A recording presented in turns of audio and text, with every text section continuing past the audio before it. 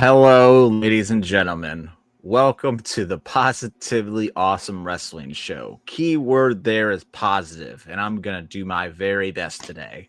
But before we get into all of that, Albert, how the heck have you been, and how have you been enjoying your wrestling these last 2 weeks? I've been well. I've enjoyed my wrestling the past 2 weeks, but man, I have not enjoyed wrestling fans much the past 2 weeks. We never enjoy them. Yeah, but they've been particularly getting on my nerves these past couple weeks. I don't know what it is. So we got Harry in the chat. Hey, yo, what is up, Harry? And he says, the Paw Predictions champ is here. Let it be known, buddy, you're not a champ until you defend it. That's the rule. Albert, I think he had 3 in a row? Oh, man, look at that bald spot right here on my... Where is it? Right there. I got to fix that. I just reorganized some things. Oh, yeah. It's going to be my whole Dominic line. Love that. There we go.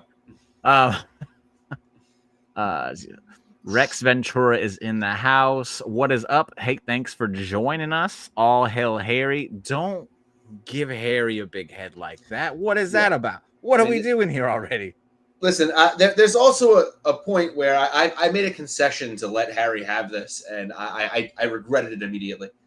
I didn't think he would stab me in the back. I knew exactly what he was going to pick, and I was like, Albert, how could you do this? Because I was trying to be I'm trying to be a good host to, I've been beating you guys so bad in predictions for the past couple of months. I was like, hey, let me throw everybody a bone and just say, hey, you know what? Instead of me coming up with things and me just being very negative, which is what I probably would have ended up being this week, let's do something else. And then Harry decided to just swerve us both. So there's no swerve. Not really what he was going to pick. Yeah, I knew it. And isn't it crazy how because last week we didn't have the show because things came up. So if you would have had another week to wait, you probably wouldn't have been negative. Nah, I'd still be negative. Man. Yeah. It's been there's been a lot of things lately that have really been irking me about there's lots of them. Yeah. They're hilarious. They are hilarious though. Yeah. It's absolutely hilarious. It's to the point now where it's almost hard to actually be on Twitter. And I call Twitter the bad take Hydra, because it's in Hydra, like they say in the Marvel movies, if you chop off one head, 2 more appear. Yep. Well, you mute one bad faith account and 3 more appear. It's just unbelievable. It's ridiculous. But in case nobody does know what we're doing here, it's all about Nikki Bella, Harry's favorite wrestler. But I would like to ask Harry a question here. I just saw, because she's been dubbed as from Scottsdale, Arizona, and we figured out that Harry is from the Arizona area. So is that why she's your favorite, Harry? Is it because she's a home state talent, or is there other reasons? I'm curious. And is it just Nikki, or do you like both Bellas? I feel like that's another question I'm kind of... He is a much bigger Nikki fan than he is a Brie fan. I can answer that for you. I've had this conversation with him. Okay. So why? Why do you like Nikki more than Brie? But we'll get... Hey, Rex says, this is why I'm off Twitter. Rex is a very smarter man than us. Amanda stops in to say hello. No, you're cute. And now she's back to work, so she didn't even get to hear me say that. All right. That's not why. And I know you like Nikki. I'm just curious if it was just Nikki or if it was Nikki and Brie. And yeah, that was all. Because I one of the matches I watched was one of the ones that he asked me to, and we'll get to it. But yeah, we're doing. I believe he said he wants me to talk about how she's the GOAT, but that's just not going to happen. I'm not going to do it. But I will discuss, or at least try and make an effort here to explain how she is a tad underrated. I think I'm with that, because I do see people crap on her for no reason. We're gonna start this here. I'll start us off this way. in the past, I want to say 5 years, have said very complimentary things to about the Bellas for a multitude of reasons. And I believe that there's a world where pro wrestling fans put a lot of emphasis on in-ring work, and they get mad when people aren't, don't come in the right way, or they come in as influencers and they're not like wrestlers. And that's where the Bellas started off, and the hate started for them very early. Nikki was the first to debut. They do the twin magic thing. Then Brie is there as well. And now all of a sudden they're off to the races. And people at the very beginning were not fans because they didn't come off as wrestlers, which I think is so dumb, because Trish, who was the most popular women's wrestler few years before the Bellas were there. Trish Stratus is literally a top 3 women's wrestler all time on everyone's list. And she was a fitness model turned pro wrestler. As a matter of fact, wasn't barely even trained, couldn't even put a match together her first 5 years in WWE. Yeah. No one holds it against her. But for some reason, the Bellas have had that reputation held against them for a very long period of time. AJ Lee has just returned. AJ Lee is another person from this era that a lot of people put a lot of emphasis on for how good she was. The thing about it is that outside of AJ, Nikki, maybe 2 or 3 other women, there weren't a lot of women for these women to work with. Yeah, and that's what I wanted. That's how I can talk about how she's a little underrated, and pretty much what I was going to spend talking about this subject. So I mean, if you really look at it, a lot of people maybe have been saying that, AJ Lee is overrated. If you're going to say that, then you have to appreciate that Nikki Bella was very much underrated, because we've seen Nikki come back, and much like Trish Stratus, had a career resurgence after being inducted into the Hall of Fame and retiring. She's having some of the best matches of her career right now. Yeah. And it's because she has talent to work with. Right, because now she has people to work with. So I think a lot of people hold this grudge against the Bellas, and they don't begrudgingly. They will not admit that if it was not for the Bellas, there would be a lot less female wrestling fans than there are right now. I don't care what anybody says, but there are a multitude of women's wrestling fans who are on Twitter talking about wrestling like you wouldn't believe, directly because of Total Divas and Total Bellas. Yeah. I mean, whatever. You can sit there and say, well, they didn't do it because of wrestling. I don't give a crap. I don't care. If you get people to put their butts in the seats and spend money and buy merchandise to support you, I don't care how you do it. Whether it's on a reality show or in the ring, you're getting eyes on the product. You're getting more fans there. That's exactly what you want. And if you think that isn't completely influential on how wrestling and women were represented in wrestling are, they aren't influential in the way that they're taken more seriously, you got your head up your ass. So yeah, we'll just dive right into that real quick.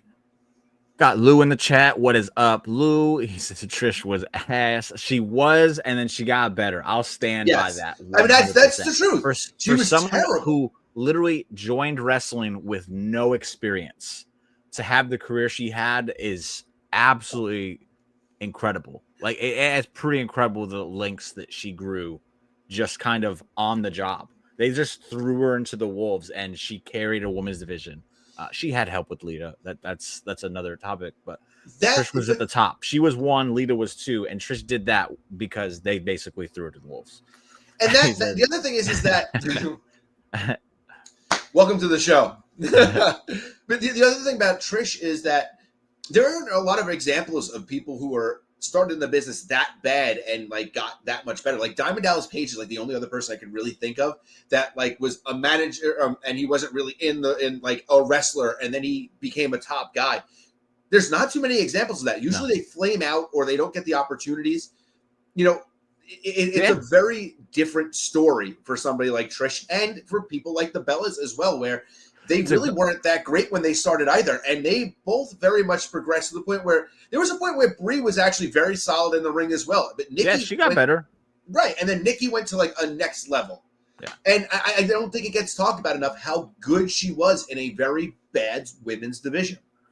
All right. So Rex says Nikki was in an interesting transitional point. She hung around until right before the women's revolution really kicked. She'd wrestled a little bit in 16, 17, but not as extensively. And yeah, that's kind of the point I was going to bring up. I watched quite a few Nikki Bella. I watched more Nikki Bella matches these last few days than I had in my entire life combined.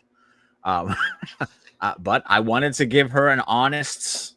I wanted to be honest on this. So, I'll say this: you brought it up back in the time where she broke in because she debuted in 2008, and the Divas. I was just starting to get back into wrestling at that time. So I just don't really remember too much about her, but I know the women's division really wasn't anything to brag about back then either. It was still kind of in that Divas era. And Nikki, I could tell by watching earlier matches to the later matches, you could clearly see she was getting better, which is always what you want to see when you see talent. And I think her and Brie, I'm not going to leave Brie out of this conversation because I don't think that's right, but we are talking specifically about Nikki today. I think Nikki and Brie were the perfect girls to transition from the Divas era to the women's revolution because they are divas. They fit the mold of a WWE diva, but they didn't have to do that stuff that those divas were doing back in the day to get that status.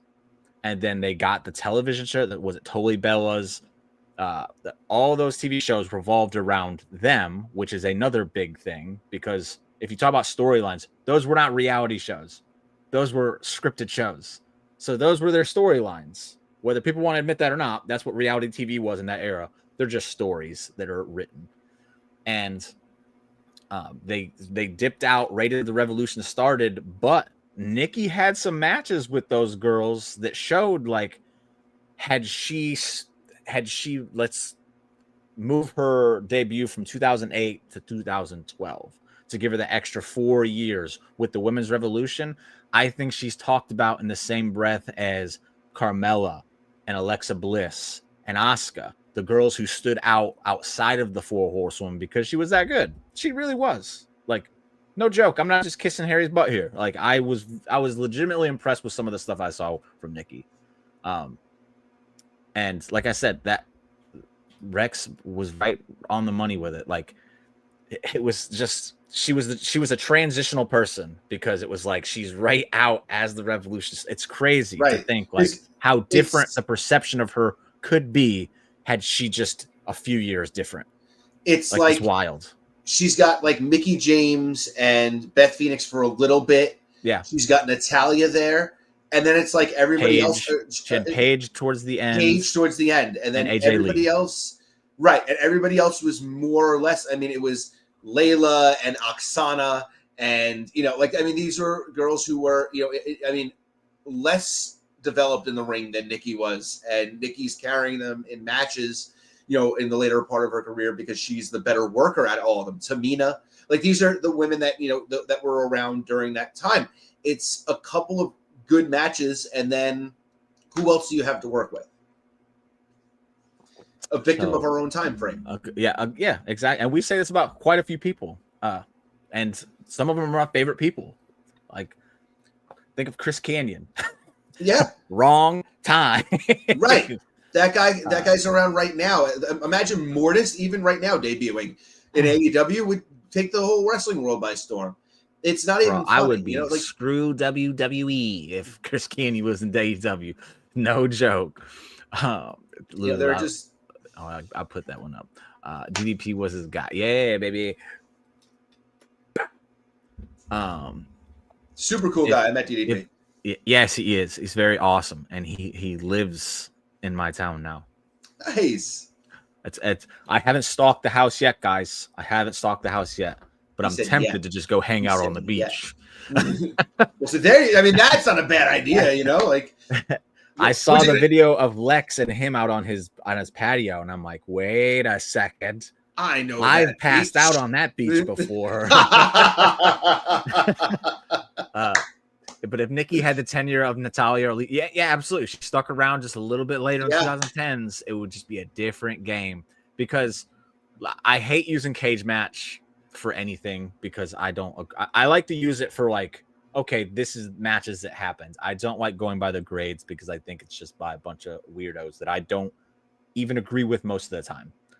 But I go back just for this show's sake, just to kind of get a look. Her best matches that were rated on here, her best one was with Sasha, part of the Women's Revolution. Natalia, which is again that one that we talked about that she kind of had towards the end. Battle Royal, multi-girl match, Charlotte and Nikki Bella right there. AJ Lee, Paige right there. Charlotte again, like the girls that she didn't really get a chance to work with enough are the ones that she was showing out with. So it really sucks that she didn't get more time with them. And that's kind of where I think the wrestling fans are stupid. So it's not where all of the overrated talk comes from, but underrated. That's where a lot of the underrated kind of she gets looked over for. But I think it would be much more favorable for her had that not been the case. Yeah. Let's see. I agree. Even her match with Ron, like it's not even rated that well, but it's one of her higher ones. Like I vaguely remember because I didn't watch that one because I remember watching it live when it happened. But I vaguely remember that wasn't even a bad match. It really wasn't. One of the few Ronda matches I didn't mind. The thing was that it's the first Evolution main event, and everybody was like, of course, it's got to be Nikki Bella and Ronda Rousey, the girl who was like their poster child from the beginning, and then like their new girl now that they want to like feature. Yeah, that's what happens, guys. Like that's what happens. So everybody was pissed because it was the main event. Charlotte and Becky should have been for the title. That should have been the main event. Like that's what everybody was worried about. It's never about. They don't care about.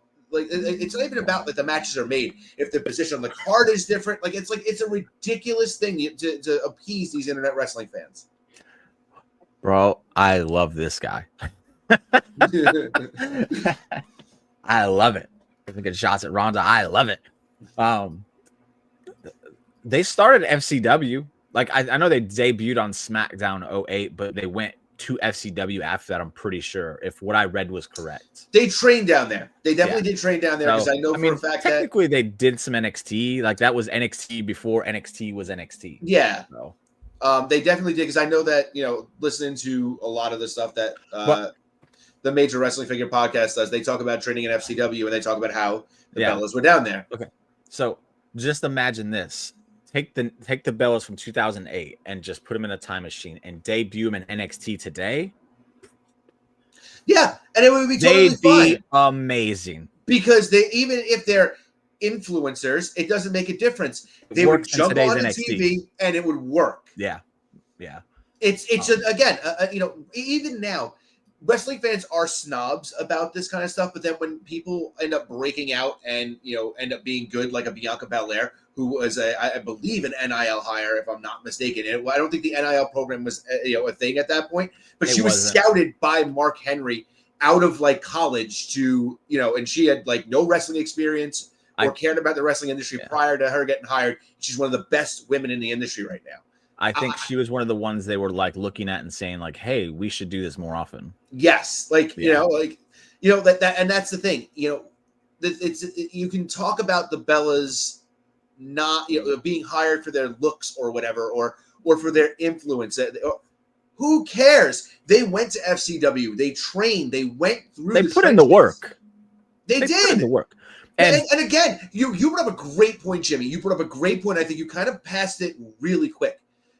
The Bellas, yes, absolutely. Maybe they got over because they're beautiful, but they wrestled. They didn't get over specifically for the same way that the Divas in the previous era did, and that was bra and panty matches. Yeah, and and wrestling in skimpy outfits and stuff like that. And kudos to them for doing exactly. That's impressive. It's like, and again, so we're in this area where wrestling fans are like, we want real wrestlers, and it's like you kind of got them out of the Bellas because it's the best of both worlds.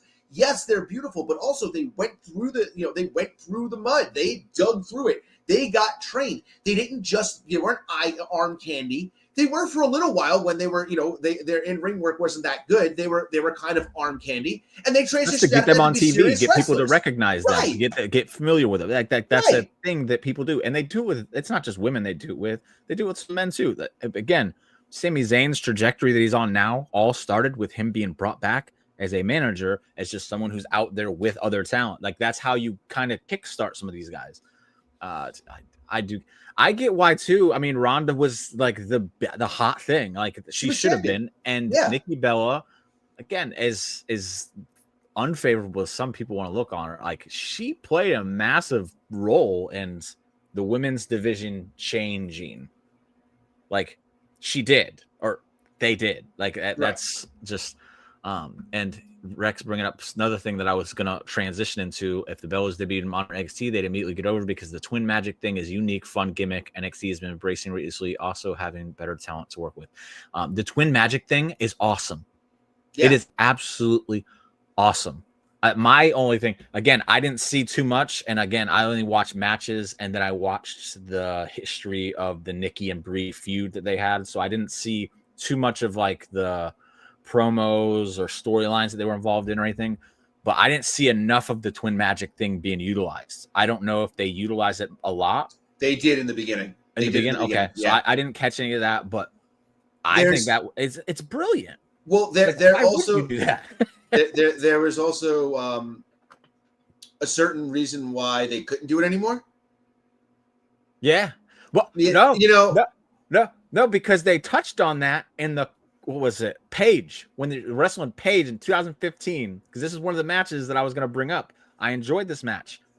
They did it, and Brie stuffed herself. Yes. I was like, this is brilliant. Because I'm all in favor of shenanigans and hijinks and dumb stuff, and that was right up my alley. I was like, okay, they're doing that, and then she's like pulling. I'm like, oh, I see what they're doing here. That's genius. Right, that's genius. But yeah, that's one of the matches. The 2015 Money in the Bank against Paige, because she got the rematch because they pulled the twin magic stuff on her prior, and then in this match, again, this is great storytelling, because Paige is like, I'm gonna be ready for it this time, and she was, because when they pulled that crap, she won. But then the ref's like, that's not Nikki, because she saw the stuff. Right. That's not Nikki, and then Nikki comes in, steals another victory, and continue the story, and it's not boring. It's great stuff. That's brilliant. That's brilliant stuff. I really enjoy. I would say that's my second favorite match that I watched, because of the hijinks and the storytelling they were doing with it. Ryan says Nikki dramatically improved in ring, yes, but I never saw her above average diva in the ring. And Ryan, I'm not sure if you've been in the chat before. If you have, I apologize, but just to give you insight onto like how I view it.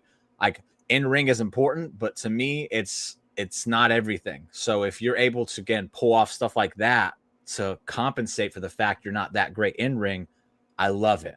I think that's far better than just being awesome in the ring, because you have to be creative and you have to switch things up, and you have to always be on your toes. You have to work harder to compensate. So Ryan knows that's just me though. Well, I'm not Ryan knocking knows anybody. Me very well. He knows that's my stance too. So okay. I think he probably could have deduced that was the case. But Ryan, I do agree to an extent of what you're saying. But I think it also that jumps into the next point of what Rex said. You got to remember, back at that time, these women were getting 2-minute matches. Mm-hmm. This wasn't like there wasn't an opportunity for them to go out and have even a good solid 8-minute match. It was a long match for women back then. So, I think that there's a point where maybe if she had, it's not even just the talent that to work with, but also it's this other, portion of the women's wrestling now gets a lot more time.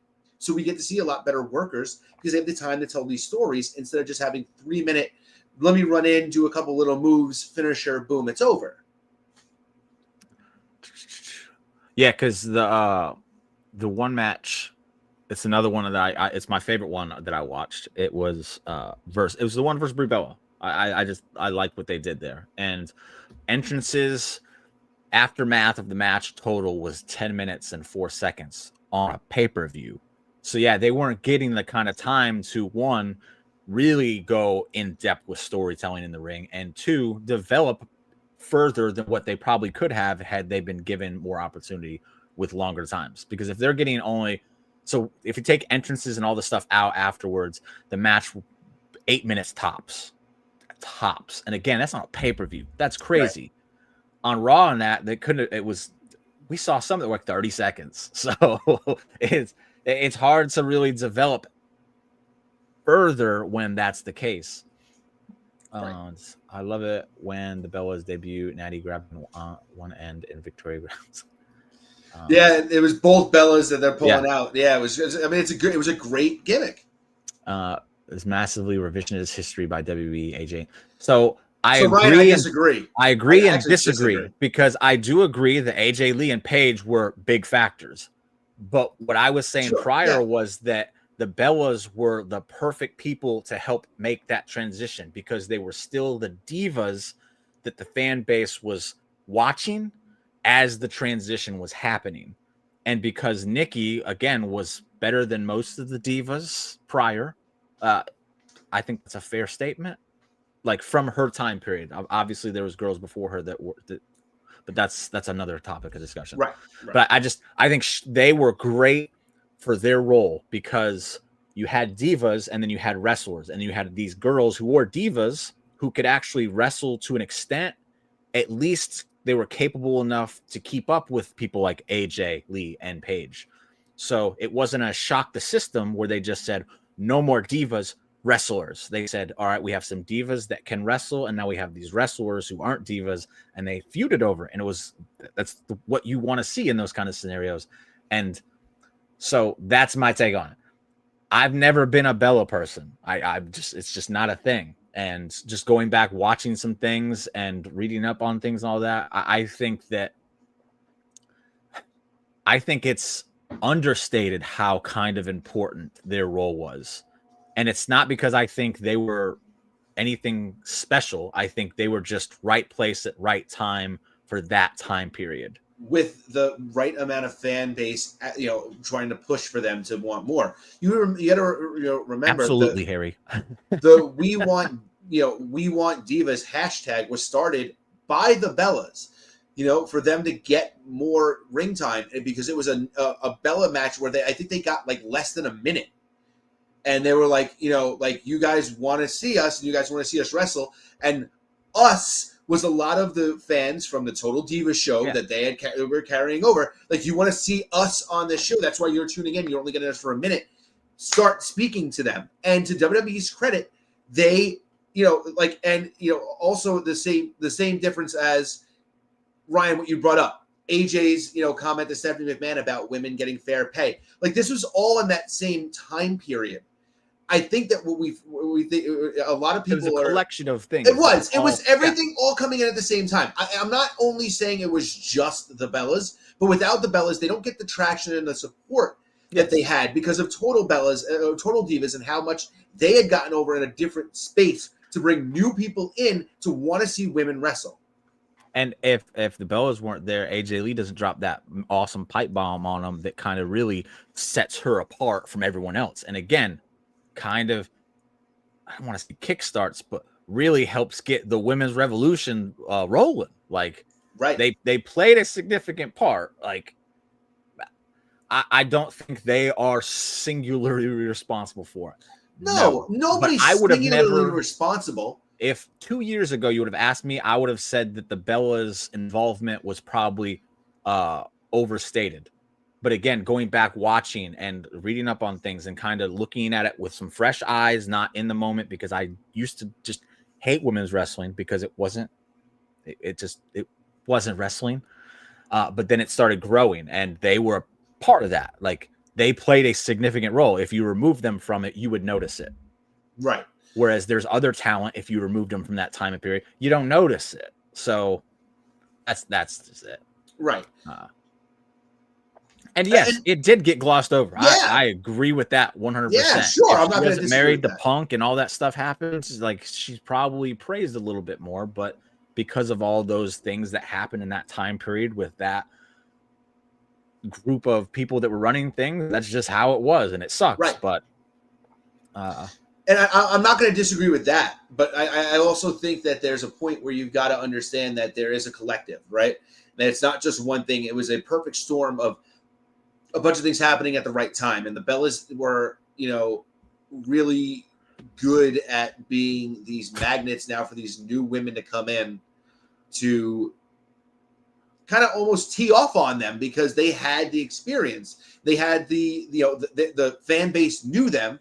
Yes. So there was a lot, there was value to them being there for these new women to come in to be made into stars. And I think that that's where they don't get the credit, is that they had the women's revolution had to be built off the backs of something. And it was off the backs of the Bellas being willing to go out there and put over the likes of Sasha and Bayley and Charlotte and Paige and Emma and all the other women who came after that. I say the Bellas, AJ Lee, Paige, Emma started the revolution. I wouldn't put Emma in that conversation, but I know Emma's play was more NXT. And at that time, I wasn't really into NXT, so I didn't see much of Emma in NXT, so I can't she was add her. Super over. I know that she was super over in NXT. Yeah. I can't include her for that reason. It's not anything against her. I know she was great. I don't know. It just wasn't for me. But I wanted to bring up the Brie Bella one because the feud was interesting. It had some funny moments. The one moment that really had me laughing out loud to the point where Amanda had to come ask me what the heck I was watching is when Nikki was talking about all the things that Brie did to her when they were teenagers and how she had the date to the prom. And she was so excited because she loved this dude. And then she goes out in the parking lot and her sister's with him, just making out with him. She stole her boyfriend, and it was because they're twins. And then the story that got me was the driver's license one, because they got a car. I got my driver's license, but Brie couldn't. And Nikki was great at telling this story. She's a far better actor than Brie. Yeah. Not even a question. But she's like, I got my driver's license and Brie didn't. And my mom bought us a car. And then Brie took my driver's license one night and got in an accident and blamed it on me because she handed the driver's license to the cop. And the cop just automatically assumed it was her because she looks just like me. Basically, using the twin thing to be like, this bitch used me my entire life. Right. It's great. It's great. And they had the benefit of there's never been twins in wrestling before, has there? I mean, I'm sure there have, but I just don't remember. I mean, the Usos, I guess, too. But the Usos, I guess, okay, but they came after the Bellas, so they were the first set of twins. I mean, the Killer Bees would do the whole thing with the masks, right? They would jump out, they would put the masks on. This way, they would both look exactly alike, like real life. They have that advantage. Yeah, absolutely. Yeah, other people wouldn't be able to do. So, I liked the little storyline they had going with it. I didn't see anything past their match at Hell in a Cell. I'm assuming that Nikki had Brie doing some crazy off the wall shit to be her servant, and then Brie got her win back afterwards because the babyface has to come out on top, which is fine. I don't even remember if she got the win back, to be completely honest. I like that whole Harry will let us know. Yeah. It was funny, man. I'm being objective here. I'm not being a fanboy and crapping on your girl. I genuinely enjoyed that little storyline and their match. I think it was really good. And matter of fact, my review of it, I basically stated that of all the sibling matches that we hear about over the years, other than Brett and Owen, I feel like they all get crapped on. And I mean, none of them have been anything to write home about. Nikki and Brie don't belong in that conversation. Whereas they didn't blow anybody away with their match. It was a very good match, and it told a story. So I think you have Brett and Owen, number one, for sibling matches all time. And then I'll put Nikki and Brie, too. And if anybody wants to correct me on it, go ahead. But most of them suck. The Hardys really didn't have any memorable ones. The Usos didn't have a good one. I was there for it. We were both there for it. Look, the Usos have a chance they didn't to prove us wrong. There was the joke where the people couldn't tell them apart, but I mean, they never really played on it. Like, it was always people giving them shit for it. So Yeah, there was. Bree got the win dressed up as AJ Lee. She had to get the win back. She was her servant. Like, she's got to get the win back, or else. Yeah, no, I think, and Ryan's also partially right too. I think, like, I feel like they dropped the story like very quickly afterwards. Yeah. Like, I didn't. Yeah, that's pretty much where, because I watched the feud and then I watched the match, and then that's all I really saw on it. So I didn't dig too deep. I also don't really remember because I don't really remember, but that's because I don't. Yeah, I wasn't. Yeah. Yeah, even when they were both healed, yeah, they were doing some cooler shit though. But the other match I wanted to give nod to, and it's probably just because I'm a Carmella mark. Nikki Bella versus Carmella no disqualification match at Money in the Bank 2014. I wish they would have let them do a little bit more no disqualification stuff, because for the longest time it was just a kendo stick match. But I liked what I saw. This is, again, I've watched growing up, or not even grown up. I was a grown ass man, but just watching Nikki through the years, I just never cared. So I just didn't pay too much attention. So going back, watching it with some fresh eyes and paying attention, I do see where I was a little bit harsh on her. She wasn't as bad as I said she was. So Harry, you win. I'm talking nicely about her and I'm being genuine about it. Yeah, and here's the other thing. You know, Ryan brings up something that a lot of people have held against the Bellas for a while. Oh, well, you know, their father-in-law was John Laurinaitis, and, you know, Nikki was dating, you know, the guy in WWE, and Brie was dating, you know, Bryan Danielson, you know, so, you know, that's why maybe they have the ear of management. Hey, you know what? If you got it, use it. And they use it for something good. You can sit there and say that maybe that's the reason why they got paid attention to. So what? They got paid attention to, right? And they, instead of making it so that they got paid attention to and made it just good for them, they made it good for everyone else. The other thing that I want to point out is that a lot of people try to point out that the WWE wants to, like, singularly give the credit for the Divas, you know, revolution to the Bellas. And I actually think that's completely false, because if they singularly give anybody credit for it and they make it as one person, it's Stephanie McMahon way more than everybody else. It was always right. It was always Steph. You know, all the Divas talking about, we went to Steph, and Steph was such a champion for us, and she got us, you know, there. If Stephanie McMahon created women's wrestling. Like, if they on it, like, seriously, like, if they put it on one person, it's on Steph more than everybody else. I think that wrestling fans just did not like the Bellas. I think that a lot of people held a lot of stuff against the Bellas early on in their careers. I think that traveled over to them afterwards in their, you know, just because they just were like, hey, you know what? They weren't that good, or they sucked, or they didn't belong because this person got held down or that one got held down. Meanwhile, the reality of the situation was that they were in the right place at the right time and got put in that position because they actually deserved it. They were their segments were being rated higher than other people's. And when you talk about the idea of saying, hey, equal pay for women, like AJ wants to throw that out, the reason why women can argue for equal pay is because the Bellas got people outside of the wrestling bubble to come in and pay attention to not wrestling. Because yes, they did. They, you know, like, women's, you know, wrestling fans will maybe come for the women, they'll stay for the men, right?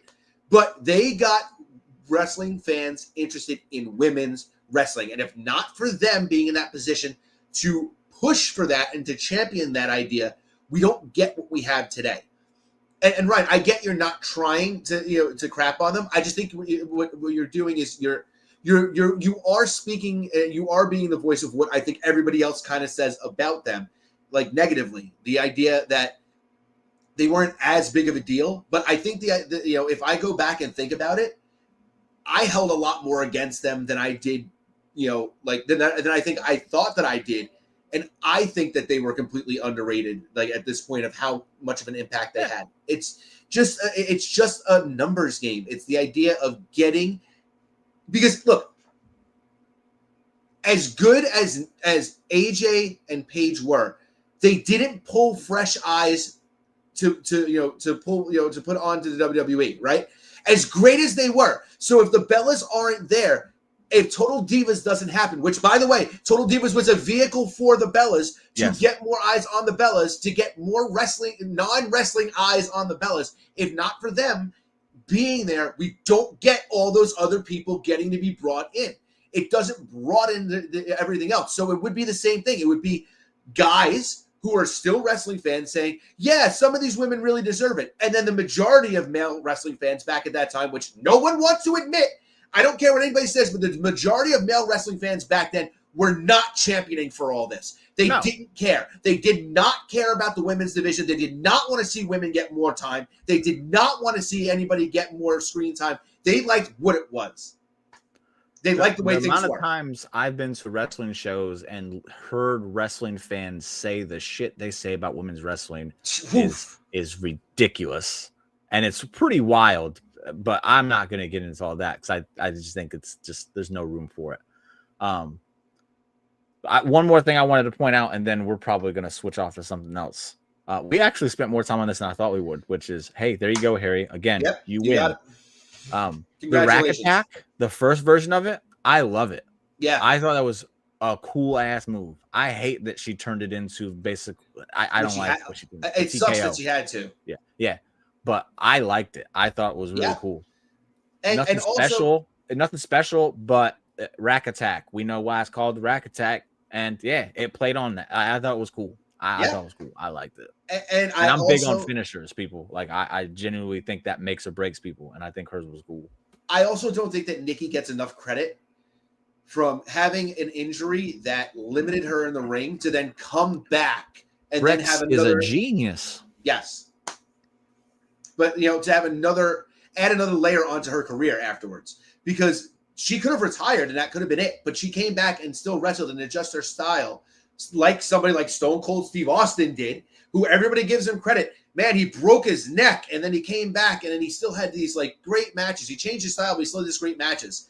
Nikki did the same thing, she had to change her style. She had to come back from a big injury in order to, come back. And she did it again, putting in the work. You tell, everybody's like, oh, they don't deserve it. No, they do. They put the work in. Just because they didn't go through the indies doesn't mean that they don't deserve it.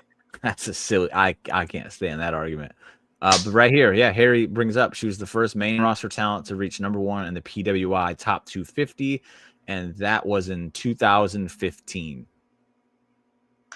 So that I know people don't like the PWI rankings, but whatever. It's a kayfabe list. So based on what she had done in kayfabe, like she was the wrestler of the year. Impressive stat. Yeah. And if she was politicking because of who her dad is and who she's married to or dating and blah blah blah. Oh, well, I have my job as a videographer because of my lady. I don't give a damn. Right. Getting opportunities because you know someone or you know how to work. Good for you. Like, as long as you're not a terrible human being about it, like, I don't ever have a problem with it. I'm not holding that against anybody. Like, do what you do. Like, all people really need is opportunities. So if you can use things to get those opportunities, use them. The reason why I have my job is because I knew somebody who used to work there, and now I'm there for 9 How many times have people gotten jobs because their friend works somewhere? Right. And now I'm going to be there for about almost 9 years. Next month will be 9 years that I'll be there, and I'm one of the more valued people there because of that. So it doesn't just because that becomes the way you get in doesn't mean that you're not making significant help and change because of that. There's a lot of people. And look. People still talk about Triple H. Oh, we wouldn't be in this role if he didn't marry Stephanie. You know what? Maybe not. But you know what? No one else married Stephanie. So, hey, good on the opportunity. Right. Did they ever win the women's tag titles? I don't think they did they? They haven't. You know what? So. Bravo for them, because if they were people who politicked, there's no reason I shouldn't believe they would have politicked to do that. Right. And they would have had every reason in the world to get that opportunity had they gone and said, like, hey, we want that. And they would be like, yeah, why not? But they never did. That's kind of, I applaud them for not doing that because it's too on the nose. It's like, oh, of course that happened. But now the fact that it didn't happen is actually kind of like, wow, good on them. And honestly, it's the perfect story. It would make the most sense. They're really the only women's tag team in WWE at that point. It's like Bayley and Sasha because they're best friends, and the Iconics. And then but there was no tag team division, so they're the original tag team. Prince Albert. It could And be. what he was a coach there, isn't he? He's Matt Bloom. He's a coach. He is. He's like partly running NXT. Yeah. So I'm not far off on that one. Yeah. So that we're done. Not maybe, Harry. And again, I don't want to overstate it, but they are the most famous tag team in WWE history. They absolutely There's no doubt about it. I mean, until there's a really like signature tag team. The Iconics should have been. Look, there's a lot. Look, should have, would have, could have, though. I also Casey Catanzaro or Caden Carter and Katana Chance. Another I still don't understand how you release them. Afterwards. I'll throw in an AEW tag team. AEW actually. I'll throw an AEW women's tag team that I think could have been that, but things happened. It didn't. Anna Jay and Tay Conti because they were phenomenal together. Yeah. Phenomenal together. I mean, they're going to get the chance now, right? They're the tag teams. Are they though? Debuted. I'm saying they're at least in the tournament, right? So are they in the tournament? I believe so. I literally don't know. I've not. I believe so. I believe maybe what I saw was false, but I believe they are. But I did see that Caden Carter, who we should have Harry. Yes. Caden Carter, who did, who is just recently, had a match in AEW. She put up like a little, the eye looking emoji at the announcement of the AEW tag titles and tagged Casey on it. So I'm really hoping that that's she wrestled in Ring of Honor, not AEW, right? I think so. Maybe that's what it was. Yeah, but even still, I mean, they're perfect. If AEW is going to start a tag division, hire them both immediately. They're and their style fits a lot more of an AEW style anyway, even though they're WWE. Sure. So I think they would get over really big there. I really like Zuru. I'm gonna tell you, I was not on the Sol Ruka train when everyone else got on it because I can't stand her finishing move. I think it's impressive. Really? I think it's impressive, but the setup is too easy. It's why I don't like Athena's or Ember Moon, whatever we're like. I don't like that finisher because it's too I know it's coming. It works in a tag team because she really can surprise someone with it, but in a singles match, it's just it's too on the nose gonna happen. I know, so I don't like finishing moves like that. I'm very, very, very particular on finishing moves. It's just a thing I have. But the more I've watched her, I'm like, yeah, I can't deny this woman. And her chemistry with what is her name?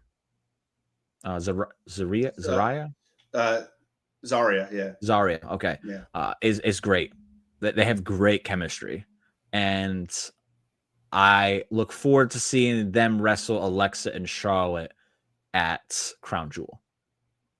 I think it's going to be awesome. Yeah. So, because Sol, and she was in the Royal Rumble, right? Yes. And then there was she wrestled on SmackDown too, and that was where she really showed out. I was like, oh, okay. So she's one of the few that when I tune in NXT, if I flip the channel and I see her on, I'll watch now. I think she has something. So yeah, Zaruka's awesome. I'm down with that. Yeah, you guys, I'm not gonna disagree with you at all. I just don't want to, because I'll just flip a switch and start just shit talking. So I don't want to do that. Look, here's the thing. I think that there's... You guys are right, though. You're 100% right. Look, you're 100% right. I also do want to say I think that there's a place for them. And if this is a way that it's going to lead to more women's wrestling in the AEW, I'm all for it. Because there's put them on Mercedes for that to happen. I mean, well, he did bring up Athena, Tony, and Mercedes. I mean, maybe one of those three will be one half of them, and then that'll be the reason why they'll be featured a little bit more. You know what? You sucker me into it, man. We're not including Athena in this thing because every time she's been on the main roster, they've done nothing with her. They have her as this 1,000-day champion Ring of Honor, and then they bring her up to the main roster just so that Tony Storm or Mercedes can have a quality win. It's bullshit. It's bullshit. The women's division at AEW should be so amazing. It really should. But the fact that I sit here today and say the Raw women's division is better than theirs is insane to me. Yeah, it should. I'll leave it at that. I'll leave it at that. And you know what? Screw it, because we got 10 minutes, right? I was gonna talk about the GOAT right down below me.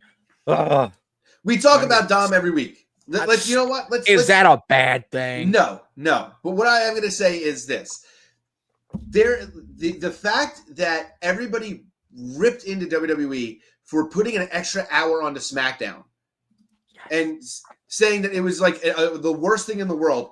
I think AEW can use a third hour at this point, because if that's the only way you're going to get more women's wrestling on there and put more eyes on that women's division, then do it. Because I don't understand how you don't feature all of those talents every week, even if it's just for a couple of minutes. WWE is getting traction on Chelsea Green walking up and handing pieces of freaking paper to people to get herself over. So you know what? You can say whatever you want. It's going to get her over. She's on the show for 15 seconds. They can do that in AEW with other people. I know you love wrestling. That's fine. Cut off 4 minutes from each of these matches and develop other talent. To be fair, they do that with Harley Cameron. Sure. Yes. I is very agree. That is true. Yes. I haven't watched in a few weeks, so I don't know how consistent it is. But there was a time period what was pretty consistent, and I was like, yo, put the TBS title on her. And they didn't. Okay, whatever. But then it kind of did feel like she was off for a while. I don't know if she's injured. They put her in a tag team, and then they've done some very like odd things with her recently. I do think she should be a focal point, though, because she has essentially what Chelsea Green has. She has what Danhausen has. She has what Outrunners have. She's not like everyone else on your roster. She sticks out like a sore thumb, but it's not a sore thumb. It is a beautiful flower. And you want to water that flower so that it can blossom and give you some amazing things. And they don't. And that's the thing that bothers me the most about AEW's booking is that AEW fans are so out of their minds and it is not bad. But AEW fans are so caught in their own bubble, they refuse to acknowledge the fact that the talents that get over really big are the ones who aren't known for being good in-ring wrestlers. MJF was not known as being this in-ring technician. He's the first guy that got over big in the company. Harley Cameron is not an in-ring person. She got over huge. The Outrunners, not known for being the best tag team. They're over huge. When people have personalities, they get over. And then everybody's like, oh, how come they're not pushing them? Because all you want to do is see everybody wrestle for 45 minutes. That's the thing. There's a balance, and AEW just doesn't do that balance well enough for me to keep me invested every week. I love the wrestling. Don't get me wrong. It's what got me into what we're talking about. That's the reason why I'm on this show, because of what happens in between the ropes. But I can admit that as I've gotten older, the story is more important sometimes than the match. Does the match have to deliver? Yes. But the story is going to be the thing that's going to get me invested and want to keep watching. And AEW tells good stories sometimes. I'll put it to you this way. They tell great stories, and then they tell okay stories. There's not a lot of middle ground for AEW. It's like the Hollywood ending, and like MJF and CM Punk, and then it's like they do other stuff too. You know, there's like or Adam Page and Swerve. You know, what really kills their storytelling is when it goes from show to show to show. And I'm not talking about from Dynamite to Collision. I'm talking about from Dynamite to PWG to New Japan to CML. Like, you have to follow everything. And I'm sorry, I don't have that kind of time. And then when you ask for a fucking video package, you're like the worst person in the world because you only know how to watch wrestling one single damn way. That's the way WWE taught you. And it's like, listen, buddy, I watched WCW long before I was big into WWF, and they did it too. And that's the thing. What pisses me off is that how did we get here? How did we get here? Because honestly, because I steered it this way, because I've been wanting to get grip into. Look, I've been wanting to do this for a little while. I am usually not negative. I'm usually not negative, but it's just the fan base has made me such a negative wrestling fan recently, because it's exactly what you said. It's this. Oh, well, you only like wrestling one way. Okay, so what if I do? Is that a bad thing? And I'm not telling you need to change everything. But what I am telling you is if you do these tiny little things and you cater towards other people, maybe people will keep wanting to watch it too. Yeah. And instead of you then drawing a line in the stand and saying, it's got to be this way or it got to be the other way, you can sit there and go, hey, you know what? I really appreciate both ends. Here's the thing, Ryan. Yes. Here's the thing, Ryan. He is a merch machine for them. It's a shame that they don't put him on TV to push it even further. Because I'll tell you right now, of all the AW talent, there's only one person where I'm out in public and I have people either comment on my Danhausen shirt or I see other people in that. It's Danhausen. I don't ever see anybody else in AAW stuff. It's Danhausen. And it's like, he's not even on the show. Like, that's crazy to me. Like, why? Imagine Cody Rhodes is your number one merch seller in WWE, and they're like, let's just keep him off TV forever. It doesn't and make there's sense. no real reason for it other than he can't wrestle. Like, that's the reason. He can't wrestle like everyone else. That's why he's loved so much. Right.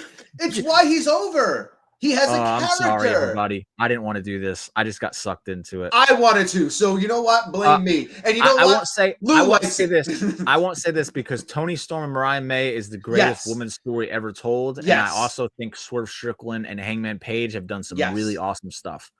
And I do think the Devil storyline could have been really good had the wheels not got taken off. Like, or Adam one Cole specific getting person's injured wheel really hurt that, because I was enjoying it for the most part, and then it kind of just went, and then everywhere. Yeah. So, they were on video doing things together. Like, it's no secret that they're buddies. So come to WWE, please. Look, we can get Truthhausen again. Look, at the end of the day, my thing is this. I'm not even negative. I don't want to. What I've said, a lot of it has been negative about AEW, and I actually don't want to be that way, because I actually am okay with the AEW fan base wanting AEW to stay the way that it is. But I also don't like the fact that they're going to sit there and argue with you about ratings. If you're going to sit there and argue with me about ratings, stop telling me that you want AEW to stay the same, because then that's not what you want. If you want them to grow and you want more people to watch them, then you have to understand that AEW has to step outside its comfort zone. You can't have things both ways. And it's the same thing for WWE fans, by the way, who will sit there and tell like how great WWE is doing. Guess what? We don't know what the Netflix ratings are. And recently, when we've been seeing them, they haven't been as great as everybody thought they were. So get off your high damn horses, too, with saying, well, everybody watches this more. Who gives a crap? If you're enjoying what's going on screen, on either one of the programs, and you're an AEW fan and you love what's happening in AEW, great. If you're a WWE fan and you love what's happening in WWE, great. Talk about that. Stop talking about the other show, because there's no reason, if you're not watching it, to discuss what's going on over there. Why do you care?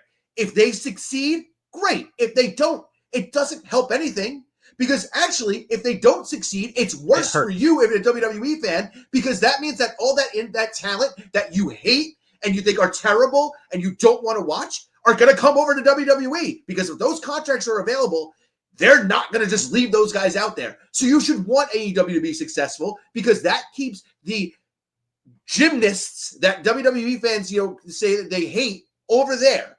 So there's reasons for all of this. There's no reason to be tribalistic. There's no reason to have, there's no reason to have this negative opinion. He is a big fan of Danhausen, yes. And that's the thing. There are people over there that would very much more benefit from being in the WWE system, and there are people in WWE that we've seen have been very successful in the AEW system. That's why both companies exist. Stop talking shit, because there's no reason to. Let them both exist. Let the fan bases just talk about each other. And the ones that are in the middle doing all of this for clicks, you are the worst part of professional wrestling fandom. You're the worst part of the internet. You're just trying to drive people to your opinions because you think that your opinions are more important than everybody else's. Newsflash, your opinions fucking suck.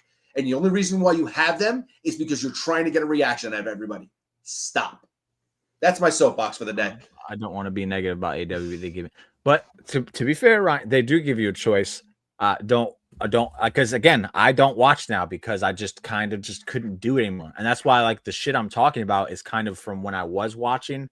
I did watch All Out, and I just watched it for match quality because I don't really know anything that's really going on other than clips and stuff going. I don't know. But yeah, just if you don't watch, you don't have to talk crap about them or be mad at them because it's just like whatever. I do get that's kind of hard because there's talent there that I really want to watch, which is why I watched All Out. I wanted to watch Mox versus Darby because I love Darby, but I just on a week-to-week basis I just can't do it. I'm not even gonna say they don't do story. I'm not giving you any excuse other than I watch. My brain says don't enjoy, so I don't watch. That's the best way I could explain it without being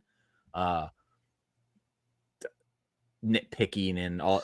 Right. Because if you say anything, people are like, you're wrong. And then they try and tell you why you're wrong. Well, you can't tell me I'm wrong if my brain is saying no.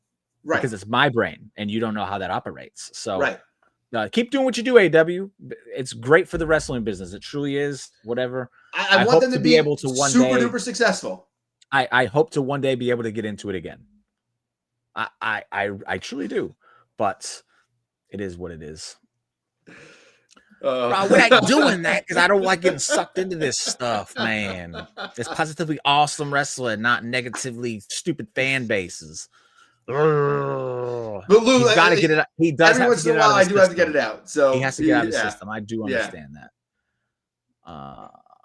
He stopped watching when Punk left. After that, I went to All In past summer only because it was in Dallas and the tickets were cheap and it was fun. Yeah, I went to World's End last year because the tickets were really cheap and I enjoyed it. Like I can go to their shows and have a good time. I just don't like going out of my way to do it anymore. Right. I was just so happened to be in the town when I did it. So like at the end of the day, if like coming up now, October is gonna be a very busy month for me. But I can't either, man. I just can't. Once things in life calm down for me, when the opportunity comes where an AEW comes back around town, and I have friends who go to every AEW show.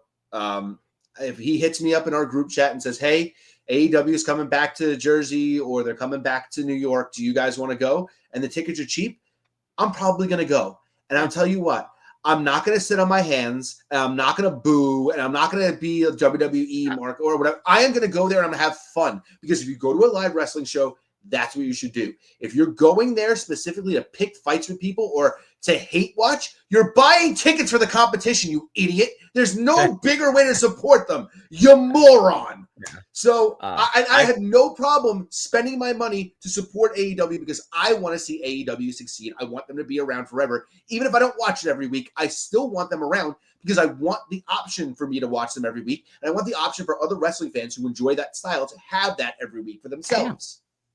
Damn cat just bit me. He's like, stop talking shit. Yeah, go to AW show. They're fun. Like, again, if I didn't have to drive 4 hours to go to one, yeah, I'd go to one. But I'm not driving 4 hours to go to one because they don't warrant that time. And prior to me stopping all the AW stuff, I went to more AW shows in WWE. Like, and it wasn't just because it's cheaper. It's because I generally have a great time at AW shows. The fans at AW shows tend to not be anything like the ones you meet online.